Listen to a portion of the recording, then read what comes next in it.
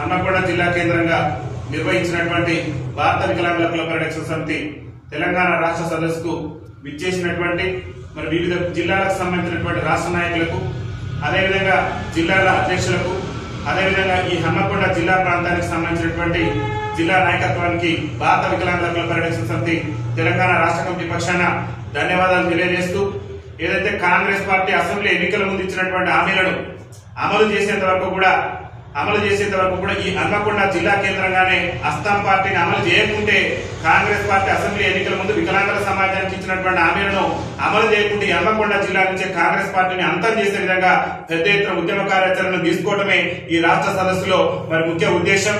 ప్రధానంగా రాష్ట్ర ముఖ్యమంత్రి ఏదైతే ఉద్యమ కార్యాచరణ తీసుకుంటున్నాం, రేవంత్ రెడ్డి గారు ముఖ్యమంత్రిగా బాధ్యతలు చేపట్టి మరి వచ్చే నెలతో దాదాపు 3వ తారీఖు తర్వాత ఏడాది పూర్తి చేసుకునేటటువంటి పరిస్థితి ఉంది. ఏడాది రేవంత్ రెడ్డి గారి పరిపాలనలో మరి వికలాంగుల సమాజానికి ఎలగబెట్టింది శూన్యం కాబట్టి పెద్ద ఎత్తున ఉద్యమ కార్యాచరణ ఏడాది పాటు సహనంతో భారత వికలాంగుల కుల పరిరక్షణ సమితి కాంగ్రెస్ పార్టీ ఆనాడు ఎన్నికల మేనిఫెస్టోలో ఇచ్చినటువంటి హామీలు రాష్ట్ర ముఖ్యమంత్రి రేవంత్ రెడ్డి గారు పునఃసమీక్షించుకోవాలి. మేము అధికారంలోకి వస్తే, కాంగ్రెస్ పార్టీ అధికారంలోకి వస్తే వికలాంగుల పెన్షన్ ఇప్పుడు ఇస్తున్నటువంటి పెన్షన్ 6,000 రూపాయలు చేస్తామని చెప్పేసి ఆనాడు అస్సాం పార్టీ రాష్ట్ర అధ్యక్షుడిగా ఉండి ఈ రేవంత్ రెడ్డి గారు ఆనాడు మరి మేము అధికారంలోకి వచ్చిన నెల నుంచి 6,000 రూపాయలు పెన్షన్ ఇస్తామని చెప్పేసి హామీ ఇచ్చి నేటి వరకు కూడా వికలాంగుల పెన్షన్ పెంచకపోవడం అంటే వికలాంగుల సమాజం పట్ల అస్సాం పార్టీ మరి నిర్లక్ష్య ధోరణి ప్రదర్శిస్తుందనేది స్పష్టంగా కనిపిస్తుంది. దాంతో పాటు ఆర్టీసీలో వికలాంగుల సమాజానికి 100% రాయితీతో వికలాంగులకు ఉచిత ప్రయాణ సౌకర్యం కల్పిస్తానని ఆనాడు చెప్పినటువంటి అస్సాం పార్టీ అధ్యక్షుడు ప్రస్తుత రాష్ట్ర ముఖ్యమంత్రి రేవంత్ రెడ్డి గారు మహిళలకు ఉచిత రవాణా ఇచ్చి వికలాంగుల సమాజానికి నేటి వరకు కూడా ఉచిత రవాణా ఇవ్వలేదంటే వికలాంగుల సమాజం పట్ల ఈ రాష్ట్ర ప్రభుత్వానికి, ముఖ్యమంత్రి గారికి చిత్తశుద్ధి లేదనేది స్పష్టంగా అర్థమవుతుంది. దాంతో పాటు ఏం చెప్పిండు రేవంత్ రెడ్డి గారు, కేసీఆర్ గారు ఉన్నప్పుడు ఆనాడు వికలాంగుల సంక్షేమ శాఖ, గతంలో ఉమ్మడి ఆంధ్రప్రదేశ్ ఉన్నప్పుడు ప్రత్యేక శాఖ ఉంది.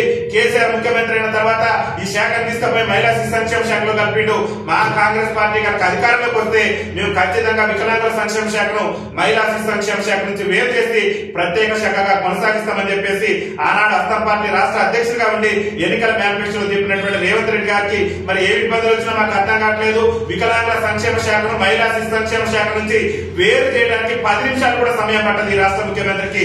కానీ వికలాంగుల సమాజం పట్ల, వికలాంగుల పట్ల ఆయనకున్నటువంటి చిన్న చూపు కారణంగానే నేటి వరకు కూడా వికలాంగుల సంక్షేమ శాఖను మహిళా శిశు సంక్షేమ శాఖ నుంచి వేరు చేయలేదనేది వికలాంగుల సమాజం, ఇక్కడ ఉన్నటువంటి మేధావర్గం మొత్తం కూడా గుర్తించాలని చెప్పేసి నేను విజ్ఞప్తి చేస్తున్నా. అదేవిధంగా తెలంగాణ రాష్ట్రంలో ఏం గొప్ప చెప్పిన ముఖ్యమంత్రి గారు, కాంగ్రెస్ పార్టీ అధికారంలోకి వస్తే తెలంగాణ రాష్ట్రంలో వికలాంగులకు ఏ చిన్న ఇబ్బంది వచ్చినా సరే ఖచ్చితంగా ఆనాడు ఏదైతే 2016లో కేంద్ర ప్రభుత్వం తీసుకొచ్చినటువంటి వికలాంగుల అట్రాసిటీ చట్టం ఏదైతే ఉందో, మా కాంగ్రెస్ పార్టీ అధికారంలోకి వస్తే వికలాంగులు ఎవరైనా అవమానపరిచినా, హేళన చేసినా, వికలాంగుల పట్ల చిన్నచూపు చూసేటటువంటి ప్రయత్నం చేసినా వికలాంగుల హక్కుల చట్టాన్ని రాష్ట్రంలో సమర్థవంతంగా అమలు చేసి 2016 వికలాంగుల హక్కుల చట్టాన్ని ప్రకారం కేసులు కూడా నమోదు చేస్తామని చెప్పేసి ఆనాడు ఎన్నికల మేనిఫెస్టోలో పేర్కొన్నటువంటి ముఖ్యమంత్రి రేవంత్ రెడ్డి గారు ఈ రాష్ట్రంలో ఉన్నటువంటి వికలాంగుల సమాజాన్ని అవమానపరిచే విధంగా, వికలాంగుల సమాజాన్ని హేళన చేసే విధంగా ఒక సీనియర్ ఐఏఎస్ ఆఫీసర్ అయినటువంటి స్మితా సబర్వాల్ వ్యాఖ్యలు చేస్తే నేటి వరకు కూడా ఆమె మీద చర్యలు తీసుకోలేదంటే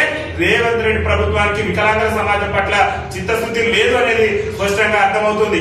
రేవంత్ రెడ్డి గారు చెప్పినటువంటి హామీల్లో పింఛన్ పెంపు లేదు, ఆర్టీసీలో ఉచిత రవాణా లేదు, వికలాంగుల సంక్షేమ శాఖ ప్రత్యేక శాఖ లేదు, ఏదైతే వికలాంగుల చట్టం ఉన్నదో దాన్ని కూడా రాష్ట్రంలో అమలు చేసిన పరిస్థితి లేదు. అదొక్క హామీయే కాదు, ఆనాడు తెలంగాణ ఉద్యమంలో మరి మాకు ఉద్యోగ ఉపాధి అవకాశాలు వస్తాయని చెప్పేసి తెలంగాణ రాష్ట్ర ఉద్యమంలో పాల్గొన్న మా వికలాంగుల సోదరులకు, వికలాంగుల విద్యార్థుల సోదరులకు ఏం హామీ ఇచ్చిందంటే, మా కాంగ్రెస్ పార్టీ అధికారంలోకి వస్తే తెలంగాణ రాష్ట్రంలో వికలాంగుల బ్యాక్లాగ్ ఉద్యోగాలను మేము గుర్తించి రాష్ట్ర వ్యాప్తంగా ఖాళీలన్నింటినీ కూడా భర్తీ చేస్తామని చెప్పేసి ఆనాడు అస్సాం పార్టీ రాష్ట్ర అధ్యక్షుడిగా ఉండి చెప్పినటువంటి ముఖ్యమంత్రి గారు తెలంగాణ రాష్ట్రంలో ఉద్యోగ ఉపాధి అవకాశాలు లేక పీజీలు, పిహెచ్డీలు చేసి మా వికలాంగుల సమాజం ఇవాళ రోడ్ల మీద చెందుతుంటే నేటి వరకు కూడా తెలంగాణ రాష్ట్రంలో వికలాంగుల బ్యాక్లాగ్ ఉద్యోగాలు భర్తీ చేయనటువంటి రేవంత్ రెడ్డి ప్రభుత్వం ఏడాది అవకాశం ఇచ్చినాం.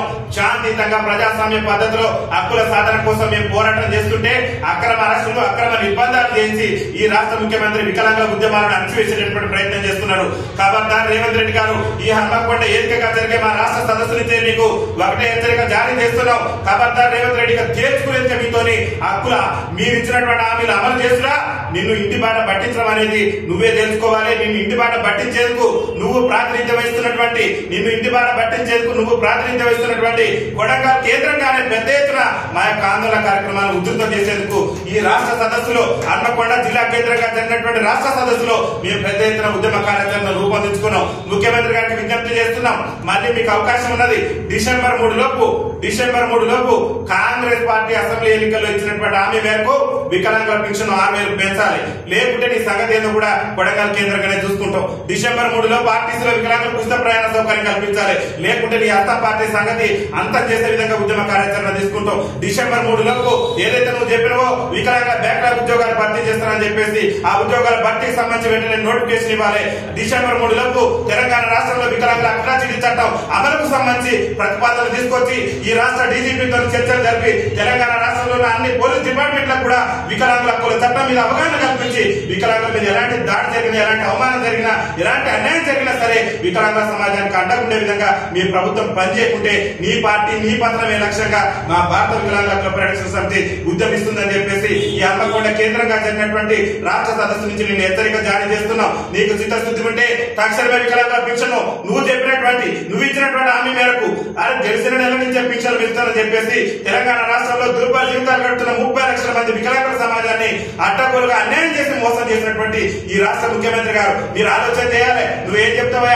ఆంధ్రప్రదేశ్ రాష్ట్ర ముఖ్యమంత్రి తెలంగాణకు వస్తే చంద్రబాబు నాయుడు గారితో మేము పోటీ పడతాం, తెలంగాణ రాష్ట్రం కూడా ఆంధ్రప్రదేశ్ లో అభివృద్ధిలో సీనియర్ ముఖ్యమంత్రి అయినటువంటి చంద్రబాబు నాయుడు గారితో పోటీ పడతాం అన్నాడు. చంద్రబాబు నాయుడు గారు చూసి నువ్వు చిక్కు తెచ్చుకోవాలి.